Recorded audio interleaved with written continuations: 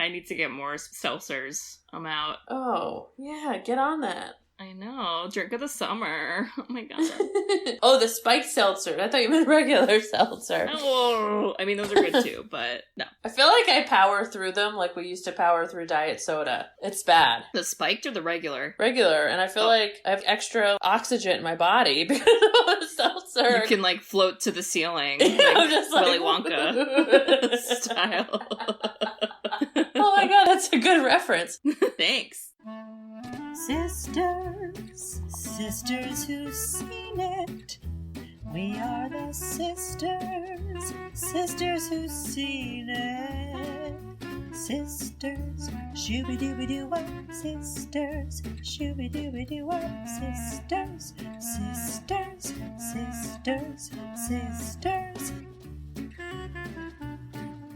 sisters who've seen it. Welcome! Welcome to our world.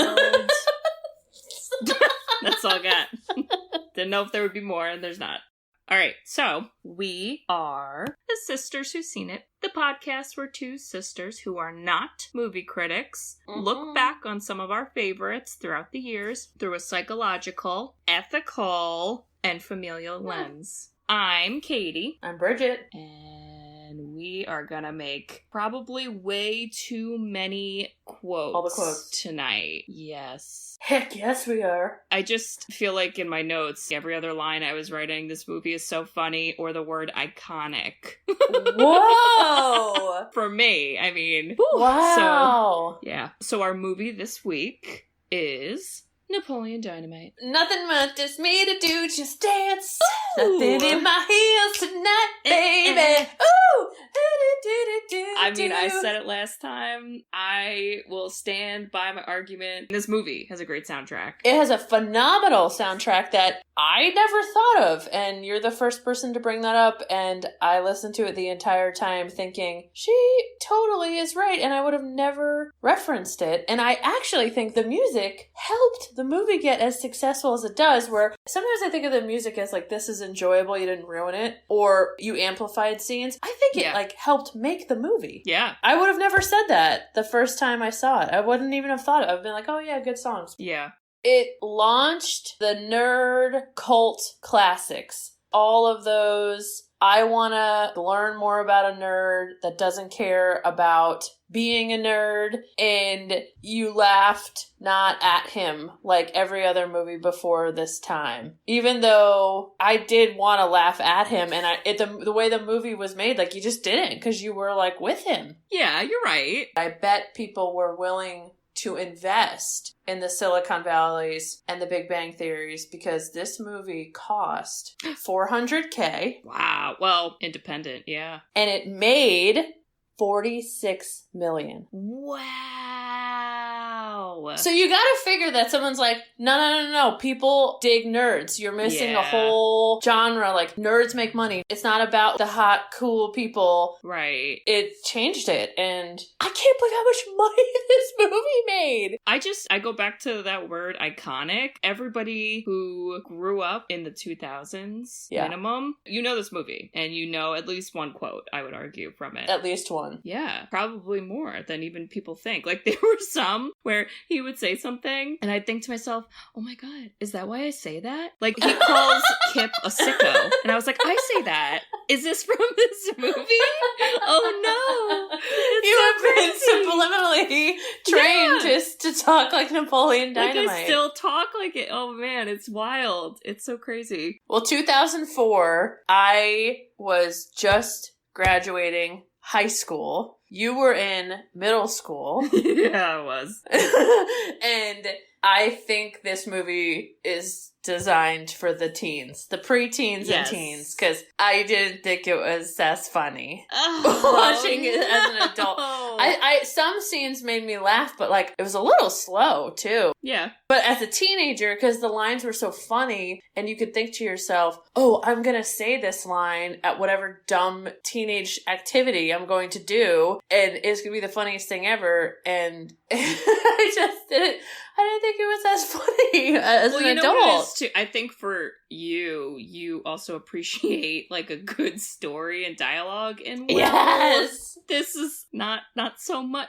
Kind of a plot, a little teensy plot, little baby, teensy baby, gotta teensy plant baby it plot. and water it. But yeah, it's in there. Okay, but let's talk about, because this was the best opening credits scene. Yeah, I thought when I went to college, talking about subliminal Napoleon Dynamite, you know, you eat at the caf and you get those trays. And I would say most colleges, you put your plate and the trays in that like rolling kind of, you know, I don't know. Yep. Did you have that? It rolled back and it got washed and all that.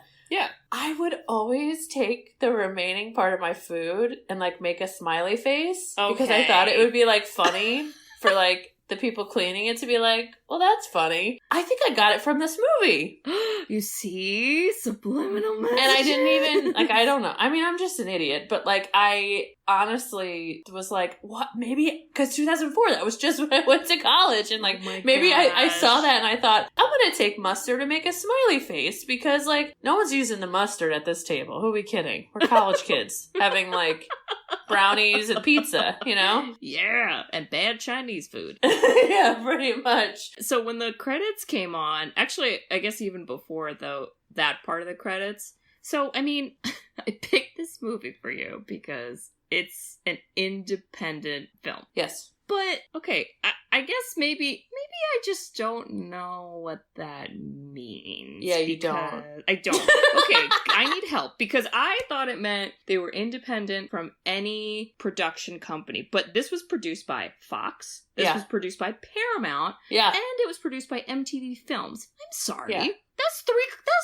Okay, here's What's where happening? you're right. You're right. So John Hader, Napoleon Yes. Dynamite character, him and another guy with the last name Harris, I believe. I'm blanking on his first name. They were film students in BYU. Okay. And they made this short. It was named something else. They went to a film festival. It from there became a feature. So I don't think most movies that make 46 million start off that way. So you're kind of right that it had this like independent film lens. It just, I don't know, for whatever reason people thought it was like, maybe because of the success of the film festivals thought, yeah, just give him $400K and see what happens. And honestly, like 400,000 is low, even at that time for Super making low. a movie. So maybe that was also part of the independent. I don't know. Well, I think I'm going to look up too that I think that people started fighting over the movie rights later. Oh. Fox trial, 10 million, and Napoleon Dynamite case. Well, I mean, you got three big companies. I mean, I don't know if MTV was affiliated with either of those two. I would assume not. It was listed separately, but it just surprised me, I guess. Like, I was expecting to see a name I've never heard of and I would probably never hear of again. Yeah. Because, but no, three giant film production companies. I think your instincts were in the right place. But I would say that when you think of an independent film, the way that I look at it is not, the mass public doesn't know about it. Like, it's a film that a certain population knows about it, but not on the level of, like, Halloween costumes, and people are like, oh, you're Napoleon Dynamite. Even though it got there, like, quickly. quickly. Oh, no.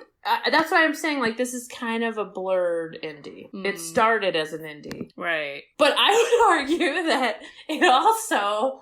Okay, so the outfits... Wow. Yep. His photographic t-shirts of horses and wolves and unicorns.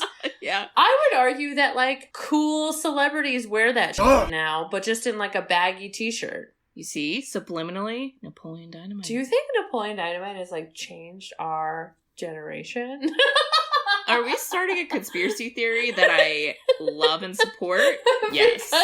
Because there's so many... First of all, the Lisa Frank Trapper Keeper. Honestly, I don't know what era this was in. I think this was supposed to be present day. Or did they touch on that? So that's another, I think, big kind of, like, question mark. And it reminded me of Juno, because it's kind of the same thing where everyone's like, I don't know, what's the era supposed to be? She's so weird and she has a hamburger phone, but I think that's present day. And I think this is present day too. I just think it's like a very rural town in Idaho. Idaho, yep. So okay, so I'm reading some Googling and it says it's supposed to be set in the 80s, 90s, which I'm like, okay. I mean, I guess. Because of like the Tupperware selling. Yeah, and they didn't have cell phones or anything. And you're right. And the tapes, the mixtapes. Right. Oh yeah, my and God. the Walkman and all that. But the intro, when they were doing the credits too, there was... he has, for his name that comes up, it was a UFO abduction insurance card. And I wrote a note being like, I need that with my name on it, because you never know. I'm going to make you that and send it to you. But Please like do. not timely. I'm going to send it to you in like 7 months and just see if you remember this. I'll and remember. just surprise you. Oh my God. So you're right. And he then also pulled out his kind of school ID. And then, okay, but why? Okay, so, you know, it sets the scene. We see this like drastic outfit, right? His high-waisted pants throughout the movie. And then his t-shirts with the iconic photos of Amazing. whatever amazing animal and rainbows and sunsets and just literally what celebrities wear. I bet you Kate Hudson is like wearing that while like cooking on Instagram. She definitely or is. something. High-waisted pants? Are you kidding me? Absolutely.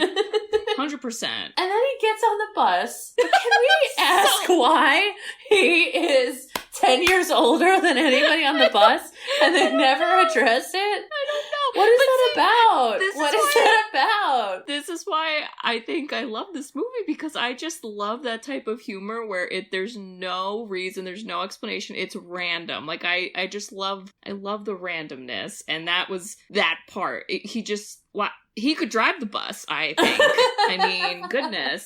But the best is where the kid is like, what are you gonna do today, Napoleon? And then he just gives him sass. It's like, what do I feel like doing? God!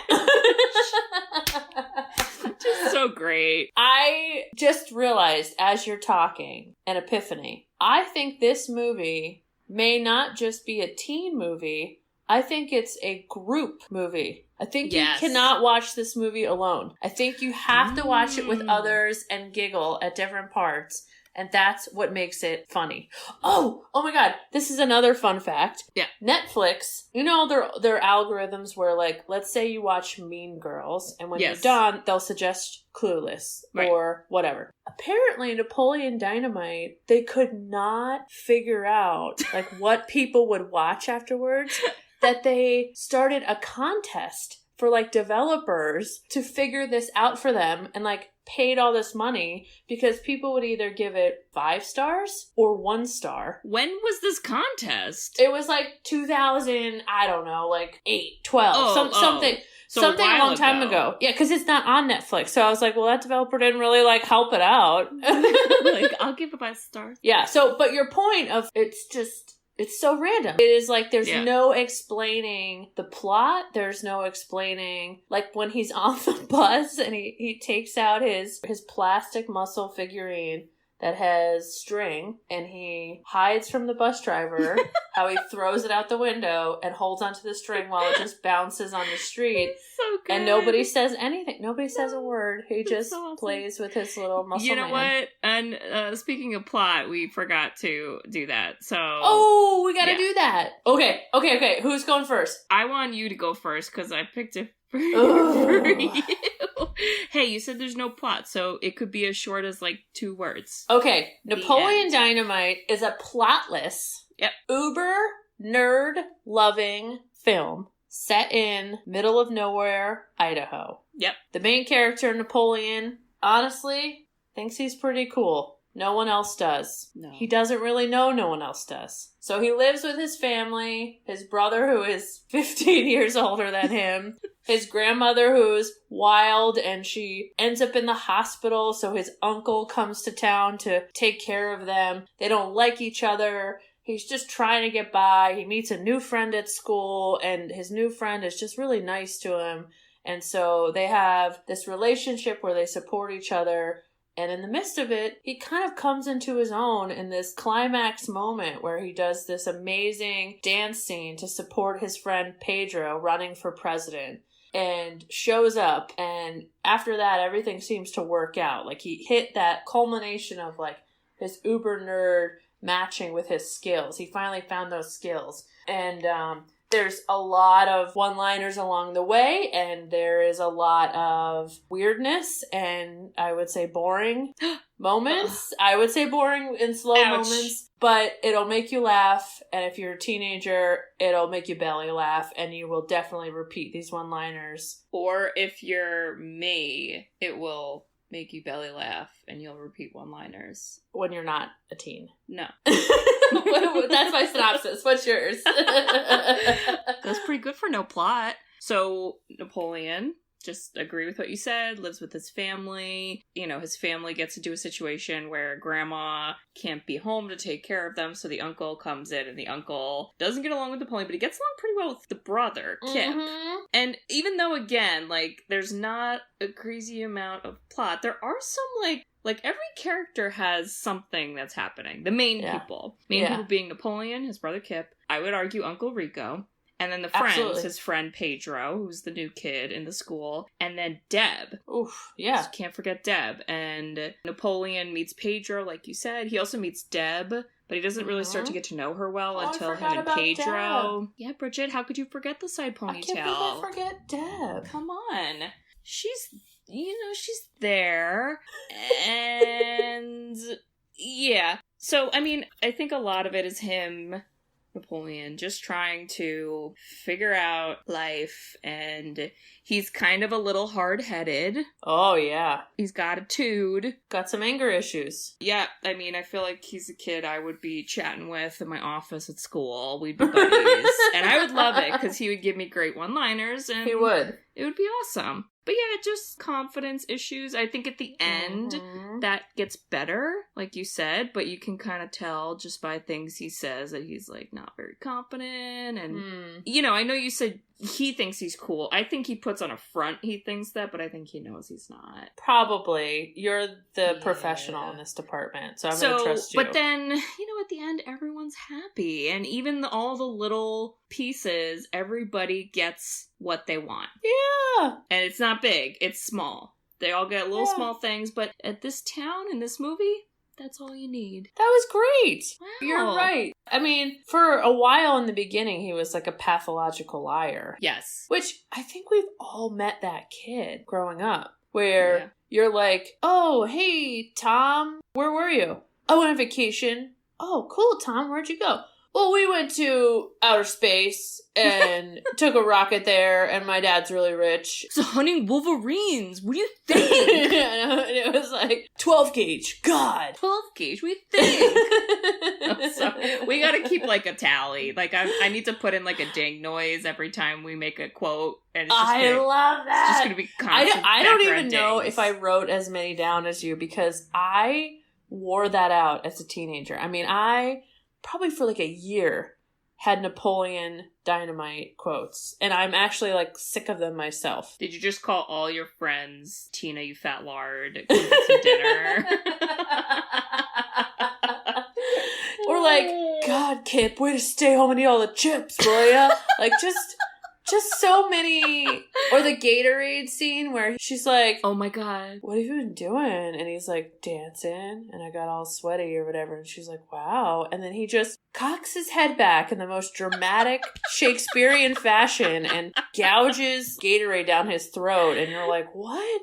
I mean, for being like a film student, he was a really talented actor, because that was such a weird role to play. Yes. I felt like that with all the characters, because I kind of felt like this script, like if you were to just read this script, I feel like it would be very dry and very flat, but I think the way that all the characters were and their personalities made it work. I felt that way especially about Kip, because a lot of his lines are just so simple, but the way that he says it or the timing of it, oh my God. Like, there's so many where he is just saying something to, like, Uncle Rico. Okay, we should go through the movie and then we're gonna hit on the line. So, the tetherball, right? He's starting out, and somehow we start to get the dynamic that he's not the cool kid because the infamous Summer Wheatley, the coolest girl in the school. Wait, that's like way later though in the movie. I thought that was in the That's beginning. after Pedro is here and he asks her Oh out. God, I gotta get to my notes. Okay, sorry. No. You know what I call him? You called him sassy. I called him cranky. Well, it's both. Oh my God, wait, did you notice? Okay, I'm in order now. Okay. Did you notice? Because, yeah, he gets beat up. I hate that. I know, sad. He calls Kip, Yeah. and he's like, I don't feel good, I want to go home. And that, I felt bad for him, because he was just like, I just got beat up, I want to go home. But that he was saying, I'm sick. Like, it was just Yeah, such he didn't a, say, like... you're right. He was just, like, such a low confidence, kid response. Yeah, So sad. well, Also, like, you could just go up and call home. Like, secretaries are like, whatever, we don't care. Nobody cares. how does it work at a school today? Can you do that? No. Okay, but aren't we talking about high school? You can, like, call your parents in high school. No, you can't. Really? No, it's not allowed. Why not? Because you can't just let kids call home. The adult should be the one always calling. So if I had a kid be like, I feel sick, then my response would be, you go to the nurse. But he did not go to the nurse. He was like, she doesn't know anything. That's when he said the you sicko. Okay, but that scene we see for the first time Kip as he's on the phone, and I don't know if you noticed, he was making nachos, but the block of cheese was like half of his body size. It was amazing. He had a cheese grater, and he was just taking this probably like 10-inch cheese block, and he was just grating cheese on, and he's such a little man. Yes. You just thought to yourself, what does he do all day? I want to know more about him. He chats with babes online all day. Oh my God. But also when he was talking with Kip and he was like, Kip, can't you come get me? Mhm. Kip subtly like looks at the nachos and then he goes, I'm really busy right now. And then Napoleon goes, God, can you bring me my chapstick at least? And he was like, the nurse has like 6 chapsticks, Napoleon. Which, like, true Kip. Pretty true. Okay, but after that, he meets Pedro. After that. And also, the intro to Pedro, I think it was I know. purposeful, but the principal was the worst. He was racist. That principal was creepy. There's a scene at the end. I don't know if you like paid attention to I know that exactly scene. what you're talking about, and I hate It it. was Gross. It was really close to being the scene I laugh at the most in every movie, but I held back because it was just teensy creepy. It was gross. But yeah, when he's meeting Pedro, he's like, do you even speak English? I was like, I know. God. But then Napoleon's so nice to him. I mean, he's awkward. Like, Napoleon's weird. But also, unfortunately, made a note of this, and I've never noticed this till now, till this time watching it. But when they leave the principal, because the principal's like, can you show him where his locker is or whatever? So Napoleon's helping him open his locker. And Napoleon's, again, trying to be cool, trying to, like, talk himself up, because he's like, oh, it's a new kid. He doesn't know me, so I can make him think I'm really cool. You know what he starts talking to Pedro about? Nunchucks. No. What? He goes, yeah, so you gotta watch out. There's a lot of different gangs in the school. He starts talking to the Mexican kid about gangs. Yes. I don't know if that was purposeful. I think that was perhaps poor taste writing without knowing it. Well, and it's funny because he could have said like bullies. Exactly. Ooh, I might argue here because I think this movie was trying so hard to be like anti-16 Candles, anti-Breakfast Club, you know, that they were trying to figure out different words to say the same exact plot, you know? Maybe. But, I mean, they were super racist to Pedro. I mean, Yeah. Summer Wheatley in her speech, are you Oh, kidding me? She Jesus. was like, do you guys want chimichangas next year? It's like, oh my Yeah, God. right. Or the piñata.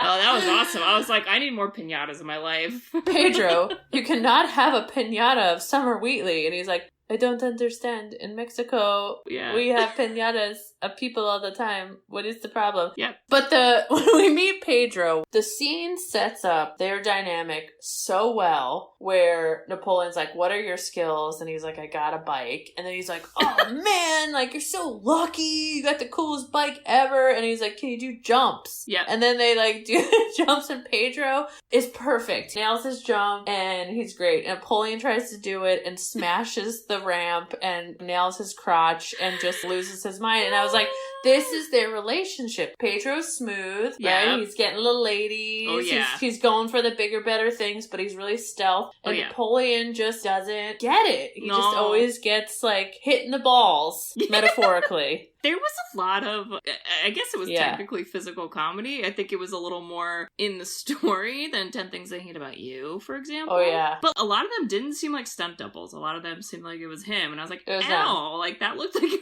really hurt. Yeah. There's the bike thing. He gets hit with like a stake in the face, which is hysterical.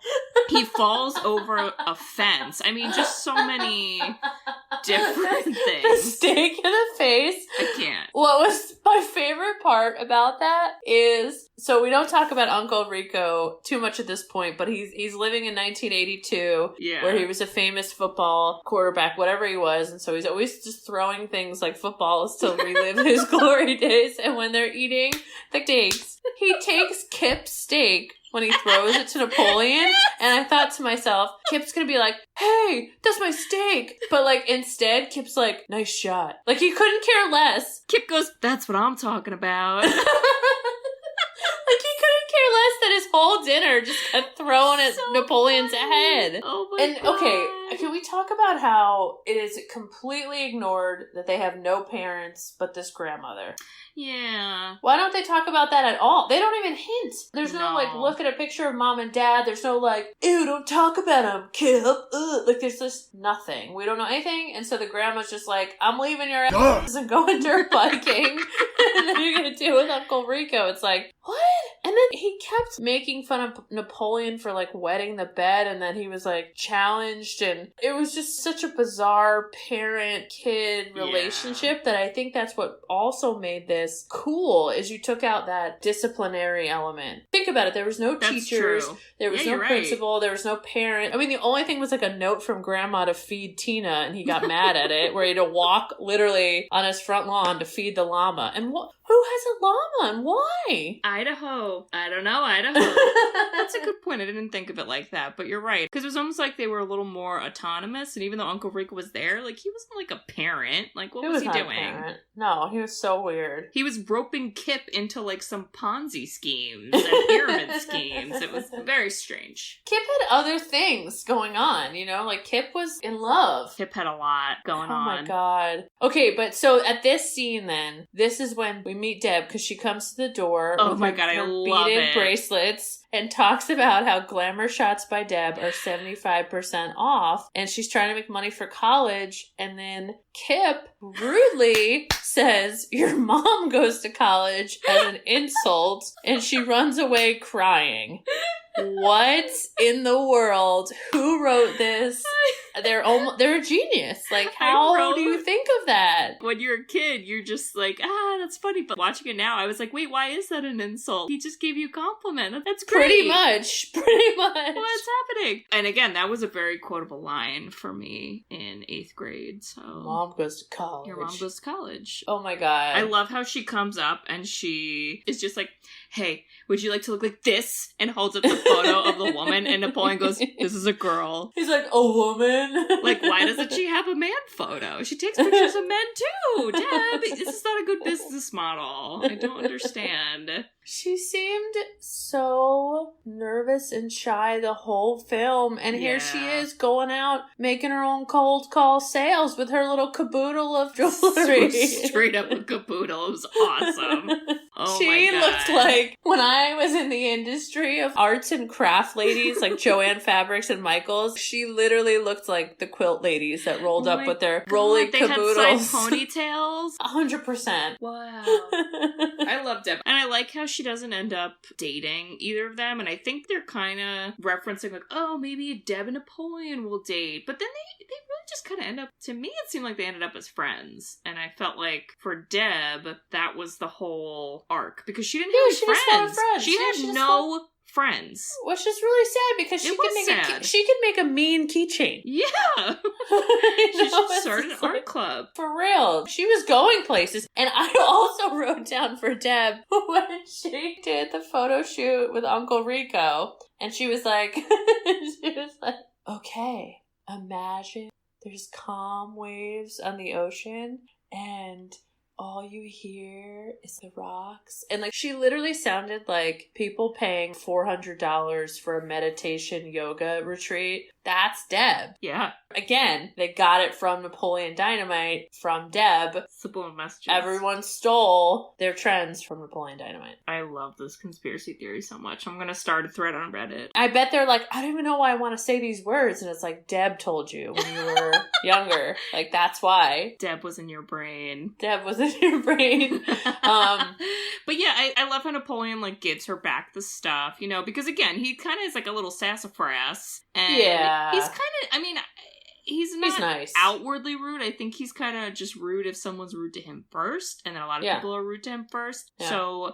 I liked how he kind of went to Deb and was like, here's your stuff. And then he was like, hey, could I have one of those keychains? She just gives it to him. I'm like, Deb, this is not the business model, honey. You're just trying to sell this to him yesterday. Well, he did give her a good line. Do you know what it was? Are you drinking 1% because you think you're fat? Because you're not.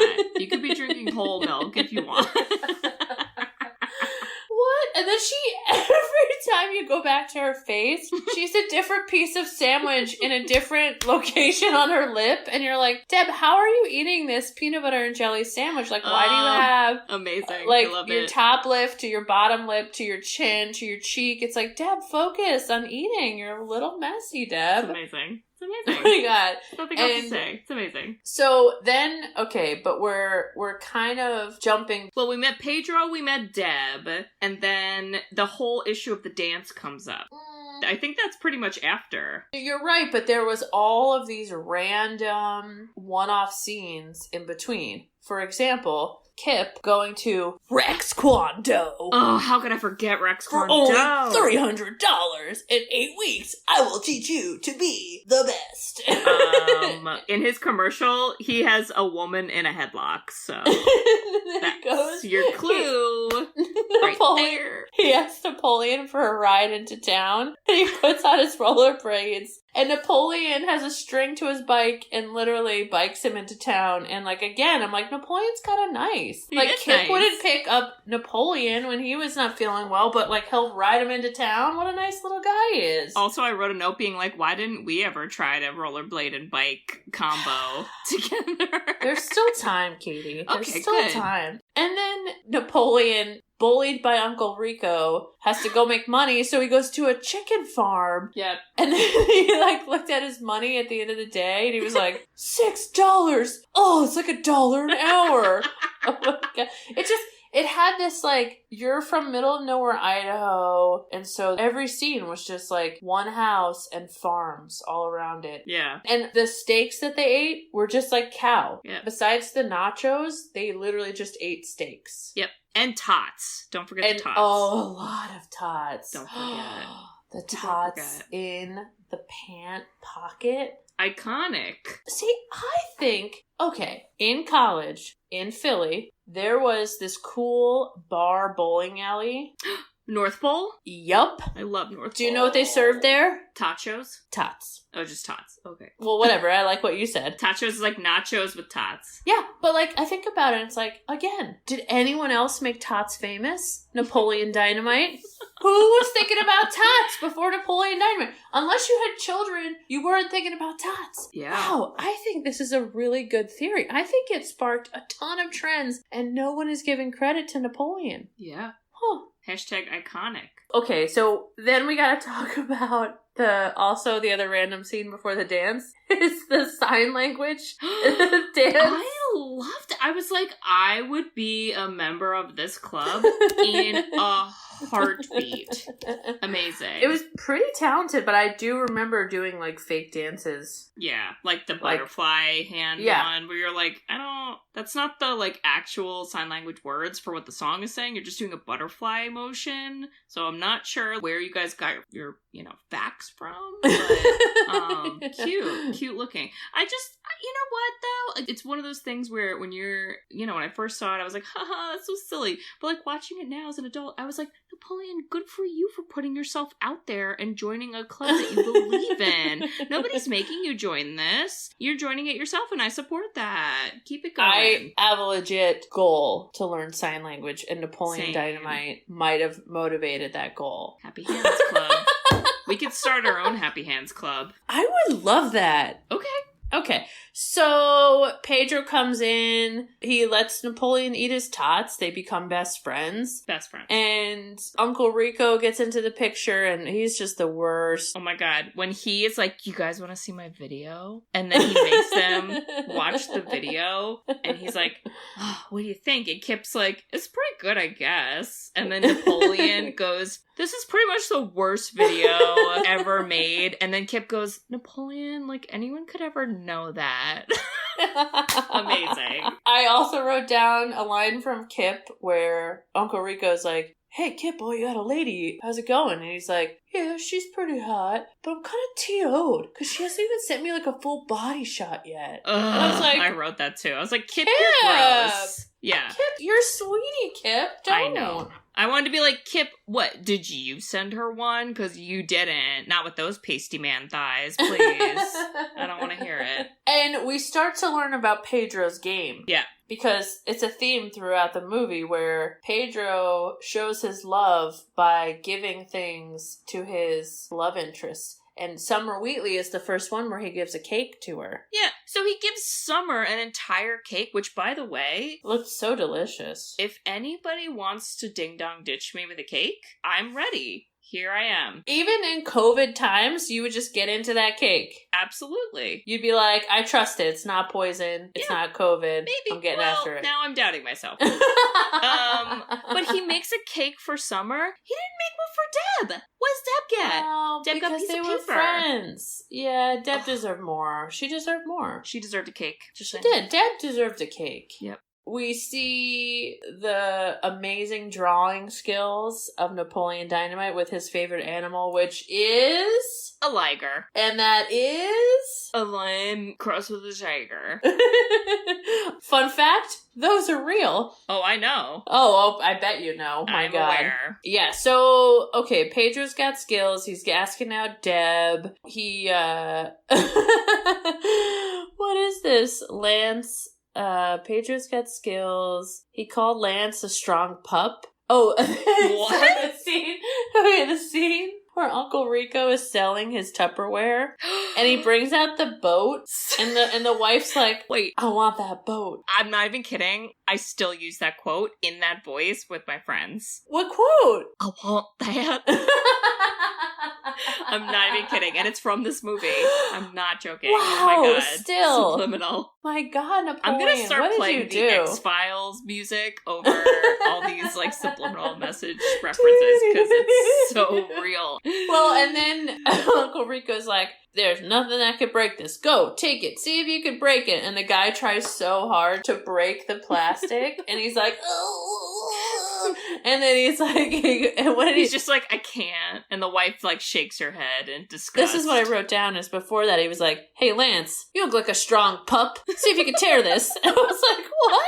Why is he a strong pup? What? Uncle Rico was too much. If he was trying to sell me something, I'd be like, get away from me. I hate it. My god. And then, ironically, Kip tried to sell the Tupperware and he ran over it and realized that wasn't the tactic, broke it, and just drove away because he was like, oh man. Amazing. Oh my god. Also, Kip, at one point, Napoleon puts him in a headlock and he goes, oh, Napoleon, you're bruising my neck meat.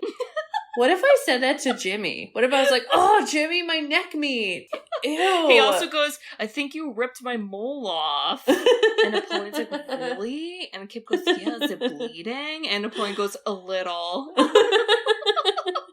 And then they just move on. See, okay, this movie is better with another person. Watching it alone was a little boring to me. Where was Mose? Oh no, he didn't want to watch it? So he explained this movie to me and he was like, it's the kind of movie you watch once. And I don't disagree. I mean, think about it. On a Friday night, you're like, you know what? I want to watch Napoleon Dynamite. No, I'm not going to pick it, but like, I'm going to have it on the background for surely. It's a background. That's perfect description. It's a background movie. Anywho, so we are... Are we at the dance scene yet? Because I love the dance Well, scene. he's got to ask Trisha. Remember Okay. Trisha? Oh, true. Trisha. She was rude. She was rude. And again, you're kind of like, Trish, you have some stuff going for you. You're in the Happy Hands Club. It's not like it's Totally. a popular club. I mean, clearly you're doing it because you're passionate about it, I would hope. So why you gotta be such a bee, you know? Yeah, but she kind of played a teenager well, right? Like, everybody else wasn't real... Okay, can we talk about how Pedro... Do you know what his real age was when he did this film? Oh, Jesus. Probably 35 or something. 31. Ugh! That's Like, we wild. thought Dawson's Creek was bad. My God, Pedro. But Pedro is definitely super smooth, and we have to talk Yes. about his crazy cousins. Oh my God.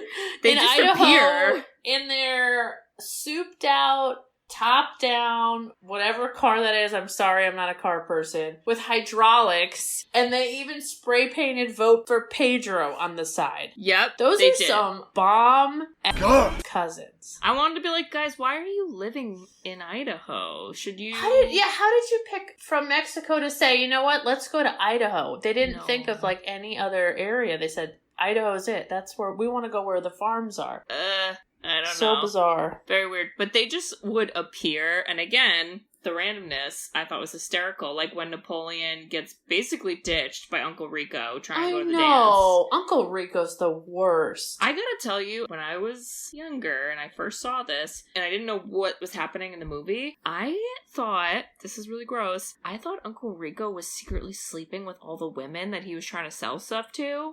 Because he goes in that house and he's like, don't knock, leave us alone, like don't come get me. And then Napoleon goes to knock and nobody answers, and I'm like, what are they doing? Honestly, What's happening? Like, he's creepy enough, I could see him doing that. that could be true, because why would the other mother say, Trish, you have to ask Napoleon Right. to the dance? Yeah. See? We don't have true proof on that. Yes. So, okay, here's where I kind of don't believe it, is when he goes on to sell breast enhancements. Creepy. Yeah. And vitamins to enhance your boob size. He kind of was like excited to show the young girls and was just trying to sell to them. And he was creepy, but it like wasn't sexual. It was like, I want to be 1982. I want to live there. I want to be the star football player, and I want to be the cool guy. I don't know. I didn't get the like, I want to have sex with everybody guy. No, I don't think so, but it was still kind of like, even though that's not your intent, he came off like that. Definitely came off that way. Yeah. Poor Napoleon, man. He's just uncle to Napoleon. Seriously. He's such So a jerk rude. to him. I have that in multiple places. Yeah, like he ditches him. Napoleon's like, how the heck am I going to do this dance? And Napoleon tries to run there down a desert road. And thank God for Pedro's cousins.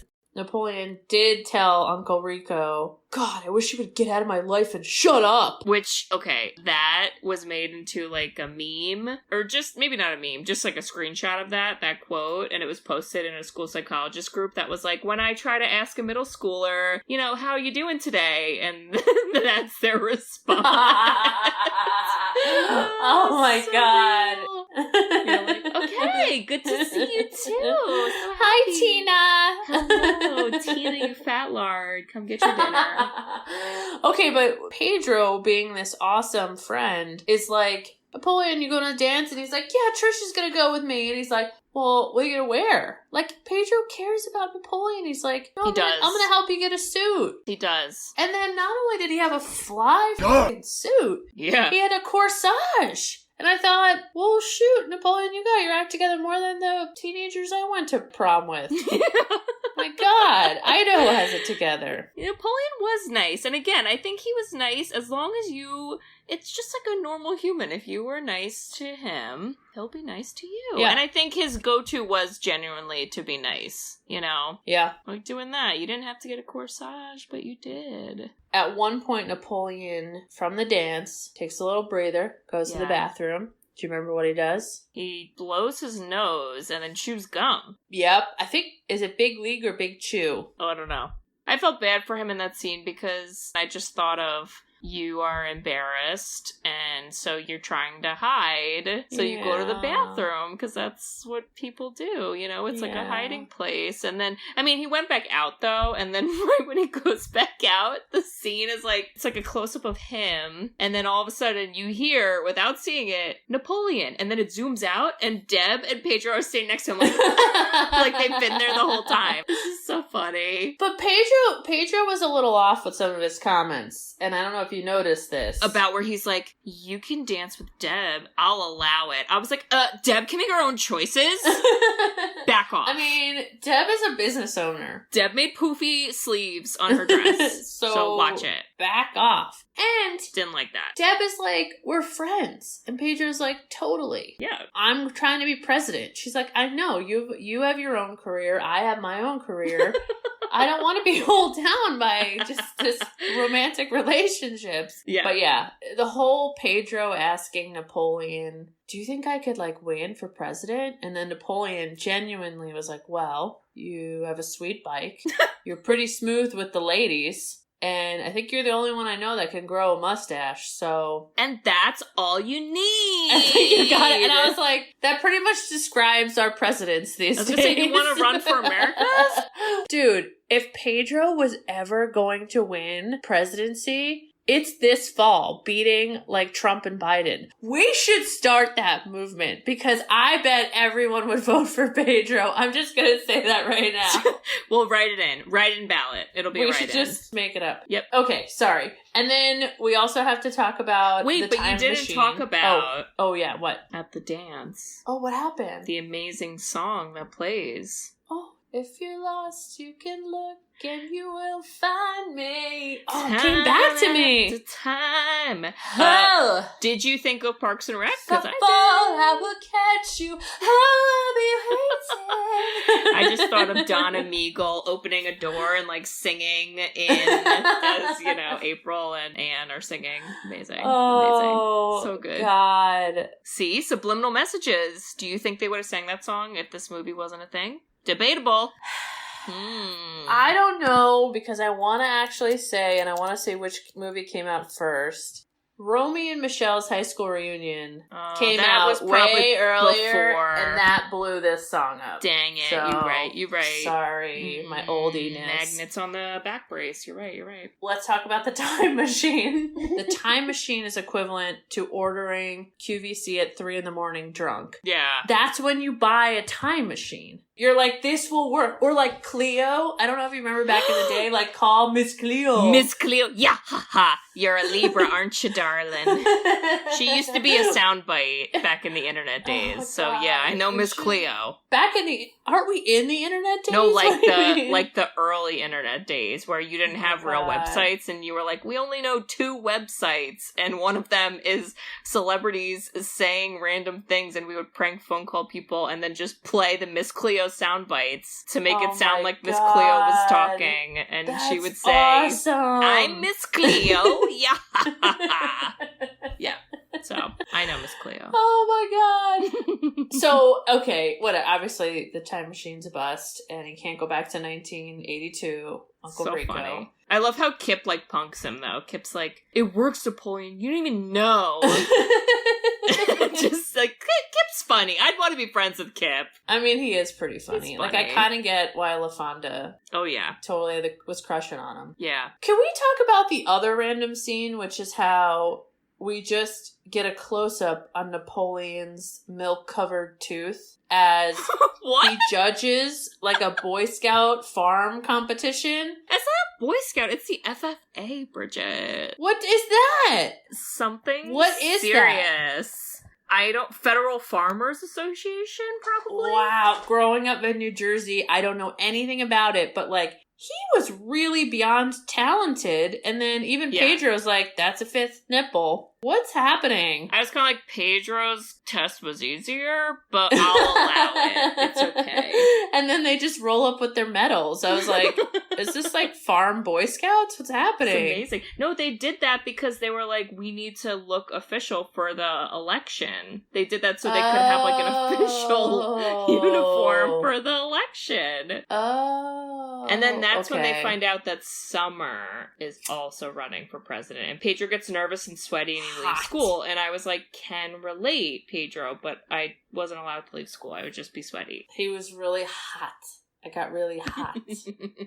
Oh my god. But again, here's another trend that Napoleon Dynamite set, which is probably like cultural appropriation. He's in the bath, and you know those religious candles, like the tall ones that have been around forever? Napoleon Dynamite with the trends. And I know that those candles are from totally separate things, but just getting this like hipster vibe all together, I think this movie was like a style icon before its time. Well, and it definitely, like, even though most of the characters were white, you know, lower class people. Yeah. It was kind of inclusive. They didn't have to have Pedro. It could have been a random new guy running for president. You know what I mean? Like, he didn't have to be that person with that cultural background. And the same with LaFonda. She didn't have to be, you know, a black woman. She could have just been a random woman. And I think you could have still got through the storyline, but they chose to include them. So, I don't know. Maybe it was purposeful and trying to be a little more inclusive and trying to represent different cultures a little differently. I don't know. Yeah. Maybe.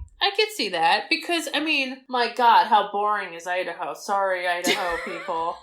Can you imagine if you lived in the middle of nowhere in Idaho and, like, you're just watching old farmers shoot cows and then working at chicken farms and they serve you eggs for lunch? My God, gross. Oh, I hated that. Gross. Okay, so he shaves off his head, but who comes to the rescue? Deb. She the queen. Queen. Queen. That was a pretty fabulous wig. Mm-hmm. I mean, I'll give it to her. And she had 3 of them. I was like, Deb, what an investment. Goodness. She's your crafty friend. You know, you're like, I'm in a bind. Who do I call? You call Deb. Call Deb. She's got a crafty solution. Love Deb. So Deb saves the day. Pedro's hair looks amazing. They're handing out flyers, but they get a little bit in trouble because of the piñata, so they get the flyers taken down. And then, you know, Uncle Rico's being weird with the whole breast enhancements, and so it's so boring, I'm skipping it. But then we start to see LaFonda and Kip's relationship. And she's, like, making him dress. And I was just like, Kip, are you okay with dressing different? I'm not even kidding, I wrote that. I was like, Kip, blink twice if you need help, because a lot of things are changing very quickly, and I mean, I'm a little worried about you, so. He was in love, and I mean, she was pretty cool. LaFonda was awesome. LaFonda, like, nice. I would want to be friends with LaFonda because whatever they were doing, she was the happiest character ever. She was like, oh, are we playing feetsies? I'm smiling. Oh, are you coming in the kitchen? But I just thought she was just so nice too. Like, even with Napoleon, where, like you said before, the Gatorade scene. Yeah. She was just nice and she was just talking to him. Oh and my then God. She gives him a dance tape. She didn't have to give a dance tape. She could have been like, whatever, bye. And she was like, here, take this. My cousin made it. You might like it. You know, you're into dancing. 100%. I don't know if I was dating someone and their brother came out sweaty and chugged a Gatorade that I'd be like, you know what? You need my friend's mixtape. By the way, that scene. Okay, so Napoleon doesn't see LaFonda right away, whatever, and then they kind of do their exchange and they're whatever being nice. And then Kip comes out and he's dressed how he's dressed, fine. But he goes, well, my chores are done. Amazing. And LaFonda doesn't roll her eyes or anything. She's like, okay, great. What a day. Thank goodness. She does kind of kidnap him, though. At the end of the movie, she just gets in a bus. He gets on a bus with her, and he doesn't say bye to Napoleon. He doesn't say goodbye to Grandma. He doesn't say Do we think LaFonda's controlling? Maybe. Should Maybe blink twice for help is right. Blink twice if you need help, Kip, because something's happening. I mean, as long as he gets to eat nachos, I feel like he'll be okay. With a block of cheese. Block of cheese. Yeah. Well, we're all okay with that. So we finally get to the scene. Summer Wheatley is the worst and The is worst. racist and is the worst. And her sign language dance, that took me back to middle school. I remember the popular girls would do a dance and it was like awful white girl dancing. Mm-hmm. But it was so bad. It was like left arm, right arm, kick and booty shake. And you're just like, this is so boring. And that's exactly what she was. It was the most boring dance. And then Pedro is totally again intimidated, but he goes out there, speaks his topics. Again, Pedro 2020. November. Yeah. Vote for Seriously, vote for Pedro. Wait, but so that part, though, as Summer's giving her speech, Pedro and Napoleon are backstage. Fine. And some lady goes up and she goes, your skit better be good. And then she rolls her eyes at them when they're like, what are you talking about? And she's like, you need to do a skit. I was like, who is this lady? I'm over it. She was I don't like the like you. religion teacher. I mean, just the worst. Think of the worst subject ever, and that's what she taught. I hated her. She was so rude. And then She was Pedro super was like, rude. you know, Pedro lost his confidence. So I'm glad that he still went out and gave a pretty good speech. I mean, he talked just about things he wanted to change. Most of them were realistic. The only part that wasn't was when he was like, if you vote for me, all your wildest dreams will come true. Pedro, don't. You were doing great up until that point. Don't do that. But that's what Napoleon told him to say. And it was like, I think I got you, brother. Yeah. You take care of me, I'll take care of you. And like, yeah, you know what, Napoleon, I believe in you. I will make their wildest dreams come true. Maybe. Even though they're not true. And I also think he was saying, oh God, I don't have a skit. And little did he know that his BFF, Mr. Napoleon, without this dance scene, I don't know if this movie would have made it. I'm going to say that right there. Because we didn't have we didn't have a climax. We didn't have it was the climax. It was just like plot, no plot, blue, blah. And then when everybody just cheered. Amazing. You felt it. I mean, he's like a 2020 TikTok video. Oh, he would have a lot of TikTok followers. Why isn't he on TikTok? Why isn't John Hader on TikTok? Do you think Napoleon Dynamite subliminally started TikTok? Bridget, I mean, this is so real. I think we are onto something, and we did not know we were getting there. Something's happening right now. I just feel like we're talking about forbidden things, and something really bad is going to happen to us. You're like getting closer to the camera, and you're like playing with your hair nervously. I'm getting sweaty. I'm getting really nervous. Don't shave your head like Pedro. I'm gonna go take a bath and shave my head. Oh my god, he's such a good dancer. So good. The moves were obviously like terrible and weird, but it just flew together and it was just like perfect. And it was perfect that everyone just lost it. And then you're right. Everyone got their own little happy ending. Yeah. Napoleon was confident and he had people on his side rooting for him. Yeah. Pedro got his presidency, which is what he wanted. Deb ended up getting a friend or friends, you could argue, with Pedro and Napoleon. Kip ended up getting love with LaFonda. And even Uncle Rico, even though he kind of ended up living in a field, then some lady came. I don't know who she was. His ex-wife? Not sure. Don't know. Who knows? Could have been a rando. Could have been the ex-wife. I don't know. And then the grandma ended up with Tina. Everybody wins. Yeah. Even Tina. Tina wins. Tina wins. Because her food was thrown on the ground by Napoleon. He tried to feed her ham. I mean, llamas aren't carnivorous. So. Anyway, it was nice. And I love, again, the ending, how... It's funny because you know that Deb forgives him because she got really mad at him about the Uncle Rico. And I was really proud of her for sticking up for herself. I was too. So she calls him out, even though Uncle Rico lied about it, and that's not really what Napoleon ever said. But Deb forgives him, but you know, she never says anything in that last scene. She literally doesn't have a line. It's just kind of through looks. And then they play tetherball. But then the best song plays... The Promise, and it's just so good. And then they high five at the end. Okay, but that you're missing though a detail. in that. That's not the ending. Wait, okay, I'm still on the tethered ball. Are you going to a different ending? Oh, wait, what? What was... How he plays with her, and she's hitting it back, and then he just loses it and starts throwing it ahead of her, and, like, basically beats her because he's just an animal. It was, like, the funniest. Well, you know, he's not perfect yet. Like, he's not used to having friends, so, you know, he's working on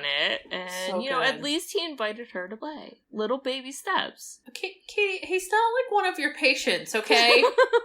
All right? He didn't say Very well could be. he's much older than your middle schoolers. Okay, what was the last scene? I'm forgetting. It's the secret credits scene. Bridget. Did I miss something?